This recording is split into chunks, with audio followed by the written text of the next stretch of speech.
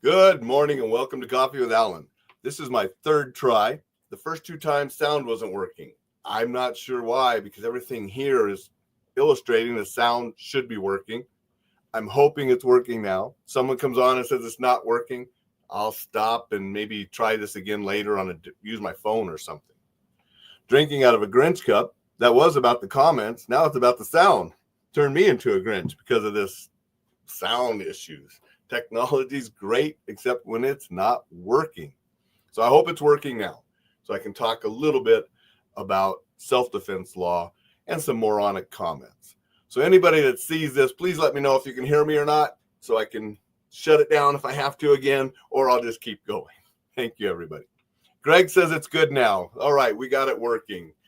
Third time's the charm.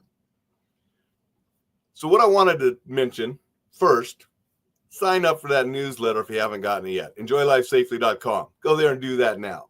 But then I want to talk about a podcast that I was on. Now, this was on Sunday. Don Rowley asked me to record a podcast for his channel on self-defense law. We were talking some about the Perry case. On Friday, the manslaughter had been dropped, but the negligent homicide was still to be determined, which he was found not guilty of on Monday. But the premise of our podcast for Don's channel was talking about self-defense law because so many martial artists, MMA people, different folks that train in fighting and physical skills don't always cover the legal aspects. And if you get into a physical altercation, whether it's legitimate self-defense or not, good chance you may find yourself talking to law enforcement, maybe attorneys, and find yourself in a courtroom. So it's important to understand the legalities of any physical violence that you engage in. Legitimate self-defense can still cost you a lot of money in a courtroom. And if it wasn't legitimate self-defense, if you went too far or if it was a voluntary fight, it can cost you even worse. So watch that podcast. I shared it around this morning on my social media channels, and it's out there. And so get that podcast. It's, a good one to listen to. I said, I appreciate Greg saying the sound was good again. And Dixon says Penny was acquitted, and rightfully so. I agree. I believe that was the right call for that particular case as well. And Don and I might talk some more about it. Don said he might have me back on after it was determined to talk some more for his channel. And so I'll be talking about it there. I'm also going to be talking about chokes and sleeper holds in more detail this Friday. And not just my experience, because I've used them for real. I've put people out unconscious, different things. But I'm going to have Nick Hughes, former French Foreign Legion and worked many bar doors and different joints. He's put way more people than I have unconscious with them. So I'm asking him to come on a Friday, and we're going to talk about chokes, sleeper holds, legal aspects of those, and so forth. So that'll be one you want to check out on Friday. But today, I have the Grinch Cup. I also wanted to talk about moronic comments because after I did the podcast with Don, I thought, that'd be a cool little live TikTok. I have the ability to go live on TikTok now. You have to be granted the permission. And so I was finally granted permission. I have enough followers and enough views and so forth. I can go live on TikTok. Now, on TikTok, when you go live, they disappear at the end. They don't stick around like these live Coffee with Alains that you can watch the replay. If you don't catch it live, it's gone. However, they do let you take clips of that live and save and post those on your TikTok channel, just not the entire live, however long you went. So I cut a little piece out of there when I was explaining the differences in murder, voluntary homicide, involuntary homicide, and criminal negligent homicide. And those are different charges you can be charged with, after somebody has been killed in a violent encounter. And they're all different. So I explained what those were. And that was just a clip, just defining those, as an attorney and a self-defense person should do, when they're educating people on this stuff. But then I got this idiotic comment. I'm going to pull it back up here because I lost it here when we were doing the stuff. But I had a guy comment, wow, This is truly insane. Are we truly talking about ending someone's life? You Second Amendment people are truly insane. Well, anybody that knows me knows that I try to bring a logical and clear-headed approach to anything. Do I believe in the Second Amendment? Yes. But I also believe in responsible use of firearms, responsibility in all aspects. I'm not an NRA flag gun-toting, person like this guy apparently has problems with. And nothing about what I said in that clip had anything to do with firearms. It was a short clip defining the differences of these terms with a warning that any kind of altercation can get you in trouble. Negligent homicide, remember when Elvis got in a fight in Jailhouse Rock, punched the guy fell, hit his head, died, Elvis went to prison? Negligent or involuntary manslaughter?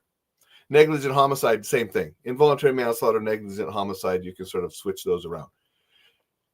That happens. And in real life, prison's bad. You don't go in there and start singing songs and become a rock star like Elvis did in the movie. I grew up on Elvis movies. I liked them. So, I'm trying to explain that. And then this guy, says I'm truly insane for explaining legal terms to educate people on this topic. And Greg sort of laughs. So it's just interesting how we have people that just want to comment without thinking, without listening, without anything, just because they want to comment. And that's one of the things about social media that just, because people can post things without getting punched in the mouth. I mean, I remember reading that one time, and yeah, that's sort of true. People can be so rude, so ignorant, so stupid without any ramifications. So and I responded to the guy politely. I'm not going to be a jerk on social media. I never am. But I responded, and then I noticed that he went and checked out my profile, but he never responded back. So, oh well, I don't care. I'm not going to worry too much about it. I've had worse comments. I've had stupider comments, and people that do that, they have their own issues and problems. If that's the best they can do is to go on social media and make comments like that, nothing of value. Greg says, too many people listen to respond instead of hearing and being educated. That's so true. The king, Elvis, not MJ. Yeah, I grew up with Elvis movies. You probably did too, Dixon, and they were fun. Great singer, tragic ending to his life, but that Jailhouse Rock was a great movie, and that's not how real prison goes, though. But that scene with the involuntary manslaughter, that does happen. I wrote about that in my first book, Hard Won Wisdom, way back in the 90s, because that kind of thing does happen. And I had another person saying, oh, if you're in a fight and somebody falls and hits their head and dies, how can you be responsible? You can be. Especially if it's not legitimate self-defense. Now, if legitimate self-defense, even if you're prosecuted, you probably could be acquitted and found not guilty. However, two guys in a bar, hey, let's take this outside. All right, man. And we both go outside and get into a fight. I punch the guy, he falls, hits his head and dies. That's involuntary manslaughter. It was not self-defense because we both went out there to show who was tougher. And if I hit him, he falls, hits his head. Yeah, I didn't intend to kill him. I was just going to teach him a lesson. Involuntary manslaughter, I could find myself locked up. And so you got to understand these kind of things. And that's why the avoidance, awareness, de-escalation, communication skills, just leaving are always going to be better than engaging in any kind of physical violence. Because not only will it have physical consequences, it can have legal consequences. And if you can avoid both, you're going to be so much better. That's what I wanted to share today. I'm glad this third time the sound was working. Thank you for those that let me know the sound wasn't working and then it was working again on this one. Would have been sort of terrible to go to post my podcast and have complete silence. So glad that those people can listen. Everybody, make sure you sign up for that newsletter, enjoylifesafely.com.